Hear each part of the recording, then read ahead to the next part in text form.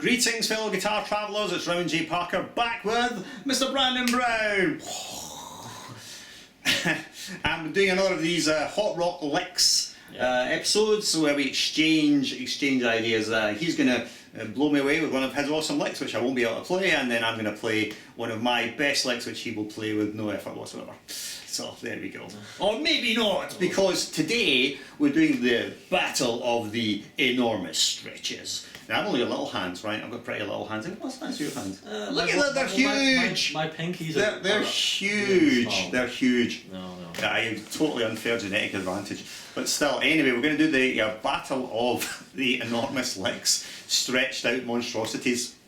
That's going to be the focus of today's episode. Right, so before we get into that, going to inevitably plug the website www.rowanjparker.com. Go and have a visit. You can subscribe to the website just by sticking your email address in the subscribe box. Hit subscribe, and tsunami of free stuff available to you. You can also buy stuff on the website, in the store. Got lots of products there. You can also buy all my stuff on Amazon. If you live in the UK or Europe, you can get all my stuff on Amazon. Just search for Rowan J. Parker on Amazon. And what else? SoundCloud. Tons of free backing tracks on SoundCloud for you to download and jam over. And you can hit me up on Facebook if you like, Rowan J. Parker, and follow me on Twitter if you really insist that you must. If you're one of the Twitterati, if not, don't bother. Yeah, there's probably more things I could tell you about, but we're not going to bother. Oh yeah, I do Skype lessons. I suppose I should say that. Yes. I do Skype lessons. And subscribe to my channel. He'll be shamelessly plugging my stuff, and we're not sort of giving Brandon a shout out. I hang my head in shame. Here's the thing I actually used to do with my students, right? We used to work at Yamaha. As they make a mistake, and I go, "That was terrible! Hang your head in shame," and they would do this, and I go, "Lower!" And they go. No, honestly, I didn't do that. Or maybe I did. Right, Brandon, tell us, what have you got? So what have you got? Tell us all about it. No, give us a plug for your YouTube channel. What is it? My YouTube channel is Gibson SG Madness, all one word. Or you can just search Brandon Brown and it'll come up. The thing is, you don't play an SG anymore, do you? I still have the SG. I just play this. Right, so what is it you've actually got here? This is a Warmoth. So a Warmoth? Made out of hearts. So... you buy the neck and the body separately, and you build all. You put it together yourself? Yeah, me and my stepdad kind of did it. That's pretty awesome. So it's like a kit. It's like a kit guitar. Yeah, kind of. Yeah, you buy everything separately, and they just sell you the neck and the body, and it's all routed for you. Right. So but you bought the pickups and the hardware and all that stuff. And the all wiring, the switches. Well, that's very cool. That's very, very cool. I've never built a guitar. I'm useless at things like that. Useless at things like that. One of my flatmates back in Perth in the 1990s, shout out to Mr. Scott Moncrief there if you're watching, he built a guitar out of an old door, but it was like a big solid oak door, and actually it wasn't a bad guitar, but my god, it was so heavy. It was ridiculous. It was instant, shoulder sort of, and it felt like, you're being sucked into the black hole of doom, It's gravity is so intense, not even light can escape. Not even your solo will make it out of the black hole of Scott's guitar. It was not a bad guitar, but like I say, it just weighed a ton. I mean, in the end, we could have just burnt up a fire with it. It would have kept us warm for months, Yeah. It was the most insane thing ever. That's awesome. We get to talk more about your guitar in one of the other videos. Right, so I've completely lost the plot of exactly where we are. Go and check Brandon out on YouTube, Gibson SG Madness. Yep. Awesome. Alright, so we're going to get on with the lesson. Monstrous stretches. Here we go. Let's rock! Alright, so Brandon, you're going to play me this lick, which I just know I won't be able to play. Right. So what you got?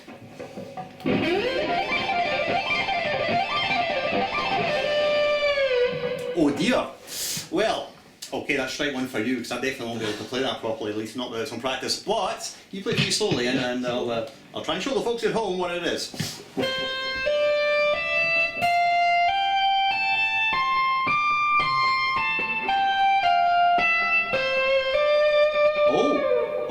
I changed the ending there.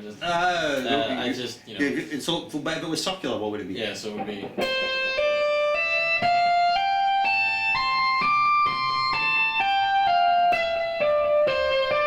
Right, okay, clear enough. Yeah, let's get it one more time up to tempo just for awesomeness. Okay,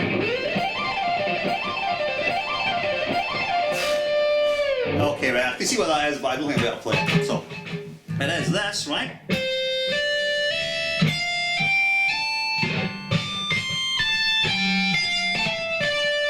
That's the lick, right? I'm not going to be able to play that. Alright, so it's a circular thing. So we've got B, you see me here, so it's B, 13, 15, 17, and then onto the high E, and there's 4 notes on the high E with the left hand. So you've got E, 13, 15, 17, and then 20 with the pinky, right? That's a killer. That's very tricky. My little hands are screaming out at that one. That's very tricky. And then the killer is, he's going to tap fret 22, right? Right now, which I'm shit at this, so I won't be able to do this. Right? And then just coming back down, right? So you tap 22, then pull off to 20, and then 19, then 17. Sorry, not 19 as it is. Let me try that again. So you're tapping 22. Tap 22. And then you're pulling off 20. 20, 17. Then 17, 15, 13, and then back to the B string. 17, 15, and it starts again on 13, right? Okay, alright, now I definitely won't be able to do the tap because I'm rubbish at that. I might be able to do it minus the tap. Let's just have a look. Well, this is going to have to be a left hand job here, I think, because my poor old little left hand is going to struggle like mad to make that. That's very tricky.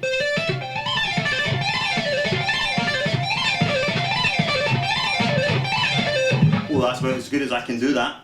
Yeah, I don't think I can do it any better. Let's hear your version, which I think sounds better with the tap. The tap makes it, but I can't do that right now. Alright, so I have to put that on the list of things to practice. The digitation, now Brandon and I use slightly different digitation, and it might be interesting to talk about the reasons for this. The fingering you would use would be what? So I would use 1, 2, 3, 1, 2, 3, Yeah, 4. yeah. And then my tap, right. So the difference here is that when I play these sorts of what I would call 5-fret stretches, I almost habitually do them with fingers 1, 2, and 4. But you would do 1, 3, 4. Most of it. Yeah, sort of my pinky. Be sort of my pinky, you know. Yeah, I understand. It's so ready. so the pinky would be stretched out. Yeah. So this idea is going to go 1, 2, 3, 1, 2, 3, 4, right? Which makes sense. The problem for me is that I'm rubbish at doing that stretch with this digitation. The weird thing is, right, is that normally that stretch I would do 1, 2, 4. But then when I have to use all 4 fingers, I can switch to that digitation, and it's okay. But it's not okay to do. So the weird thing is, I can do it if it's 4 notes on a string. I can do it, so that's okay. Right? So I can do this, more or less. But when it's 3 notes on a string, God, it's up. So it's just really a matter of what you're habituated to. So I guess, so the way I would finger this lick would be a bit of a Frankensteinian fingering. I think I would go 1, 2, 4, 1, 2, 3, 4. Yeah. And then back. Oh, I'm gonna suck at that. So you can see his fingering is better, but it's just a matter of what you're habituated to. In this, I'm kind of quite poor at. So I suppose I should work on that, try and get the evenness a bit better and get better choices for fingering options, because you really want to. You never want to be limited in terms of fingering. Like I have to finger it this way because that's the way you finger things. You always need possibilities, because otherwise you're going to come across things which, because of the digitation, it's just going to be super tricky to play. Right, so anyway, that was Brandon's one, which I can't, admittedly, right, you've got me there, that's strike one, because I can't play that like properly. You know, I need to practice it all, especially the tap. The tap makes it. The tap makes it sound awesome, doesn't it? Yeah. And without the tap, it's nearly just shine. yeah. Without the tap, it's okay, but with the tap, it's like, right. All right. So now, Mr. Bond, it's time for my revenge. What do we have here? What James Bond joke can we tell? I don't know. I can't think of one. I will tell you this interesting story about James Bond, right? Have you ever watched the movie Goldfinger? You know,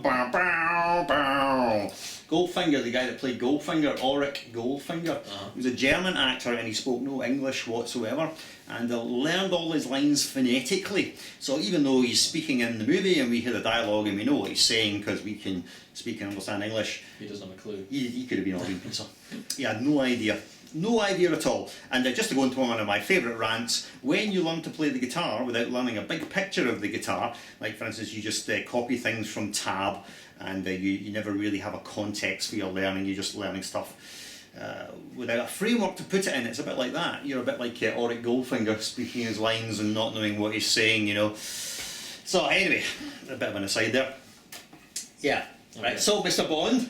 Yep. Mr. Bond.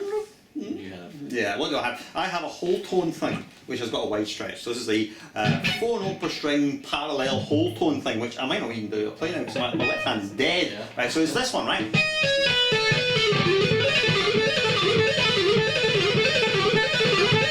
I like that, it's just simple nonsense. Just very, very silly. Sean Lane. It's kind of Sean Lane-esque, yeah. You've got to be careful about comparing yourself to Sean Lane, though. You know, there's like, you know, there's great guitar players, amazing guitar players, unbelievable guitar players. You know, guitar players whom you will never ever reach the level of, and then there's Sean Lane. Yes. You know, so yeah, phenomenal. But it does sound a bit Sean Lane-esque. It's like, let's call it poor man Sean Lane. let's pretend it's like if Sean Lane had no talent whatsoever, he would sound like me. Right. Anyway. So, yeah, here's the lick, right?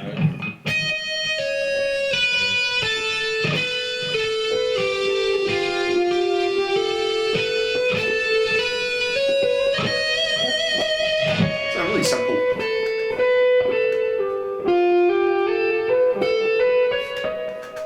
That's it. Can you play it though? It's a pretty one. Well, that's tricky, that. It's a hard one. Put the gain up a little bit. Right, a bit more gain, that always works. Mistakes. If in doubt, add more distortion.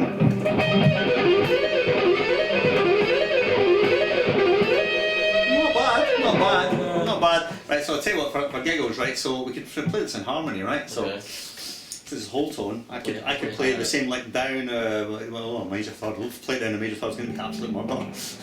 Well, you stay on the original one and I'll play higher. Okay, so, alright, it makes it easy for you. The frets are narrower, higher up, that's why I want to do it higher. But it's hard, there's the access issue though, you know? Yeah. Yeah, it's like access is. It's not too bad up here. But still, the access is Yeah, pretty tricky. my neck is massive. I had it really big. I've got no interest in the size of your neck. Right. Anyway, so let's see. Now this is one of these licks where it's not really metrical in the sense that it's not like even semiquavers or something like that, but you can kind of push it any time, you know. So it's. So can you hear that timing? Yeah. So it's kind of odd. So it's a. Yeah. That's a technical description of it, you know.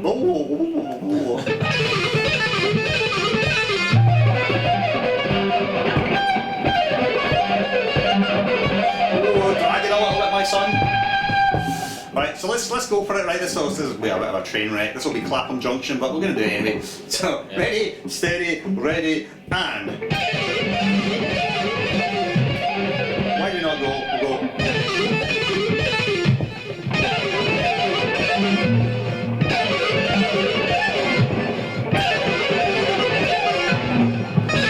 One more time. Ready, we're in it. Ready, play.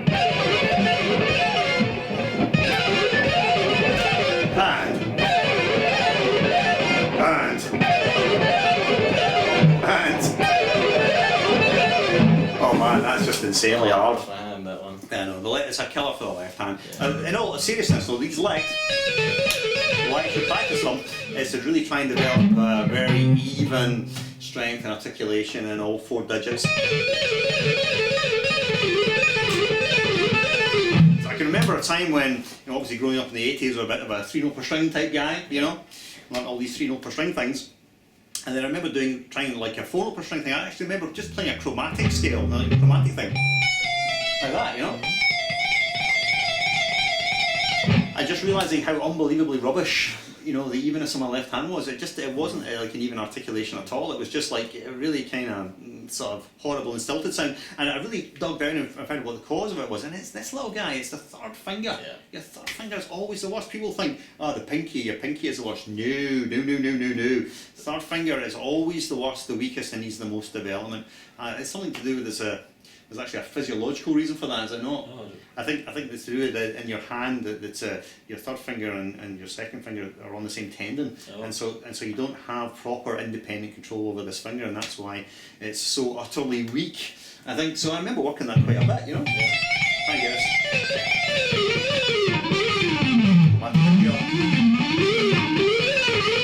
Which on a good day when I practice sounds pretty good. Alright, okay, so enough of that nonsense. I think, yeah, that'll do for this episode. Right, so definitely Brandon killed me on that tapping. Like, I couldn't do that one on Anchor Practice. Yes, and did I get my revenge on the Holton one? Yeah, Somewhat. It's a tough lick. Alright, didn't we actually show you that Holton lick? Beforehand? Did I give, no, but did it, no, what I mean is, did I give the verbal tap for it? I don't think I did. I think we've been talking so much that I don't think you would show the audience the lick that we played. Isn't that disgraceful? Yeah, we just about wrap the episode up there. Alright, okay. Better show you the lick then. Alright, so, there's this one. So we've got B, 16, 14, 12, and 10. And then exactly the same on the G. 16, 14, 12, 10, back up, 12, 14, 16, back to B, 10, 12, 14, and the whole thing starts again. So it's like a lot of my licks, it's incredibly simple and low rent. Yeah. There's nothing complex about it at all. It's really simple. It's what we call in Scotland, dooning up, Ken. It's going down and back up, right? So.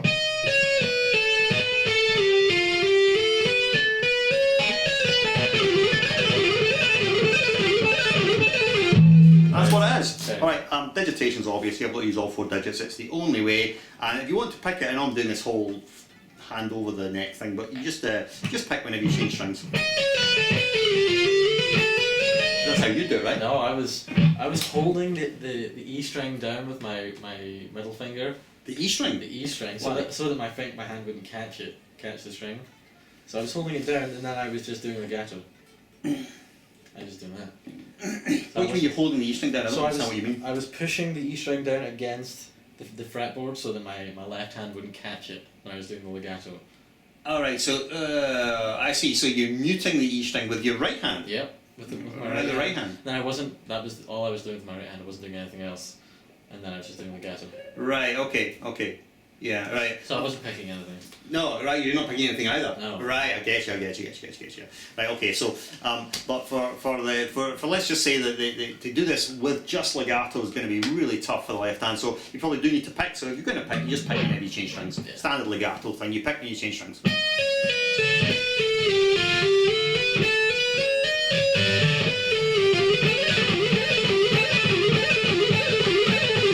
Just helps to define the top and bottom of the lick a little bit.